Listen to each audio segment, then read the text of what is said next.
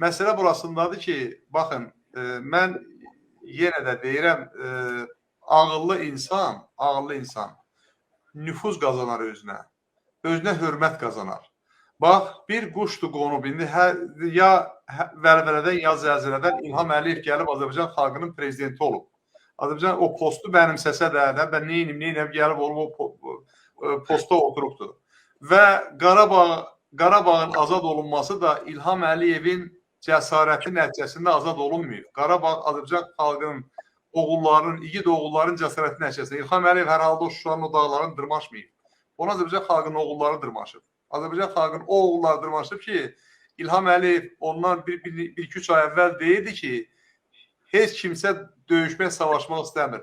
Və o insanlar İlham Əliyevə sübut eləmək üçün yox, sən yox, xalq düzdür və biz Azərbaycan xalqı, biz savaşırıq, biz döyüşürük və biz o deməli dağlara biz dırmaşıb erməniləri orada təmizləyə bilərik ki, dünyanın gözü qarşısında bunlar baş verdi, hamının gözü qarşısında baş verdi. İlham Əliyev isə bütün bunların hamısından istifadə edib, heç olmasa ən azından özünün elan elədiyi zəfər günündə bu qədər həbsxanada olan insanları buraxmalıydı. Ən azından həmən günə elan eləməliydi ki, Azərbaycanda mən ordumuz üçün lazım olan uşaqlara uşaq pulu verirəm bugün. Onu da eləmədi. İlham Əliyev deyə bilərdi ki, qazilərin tutaq ki, o 80 manat verdiyim pulu qaldıram 800 manata, ən azından onu da eləmədi. Və bütün bunlar hamısı göstərir ki, İlham Əliyev o ağılın sahibi deyil. Yəni, balaca bir uşağa da desən ki, adi bir uşaq görürsən ki, uşağın əlinə bir şey verdi, apar bunu qonşuya ver.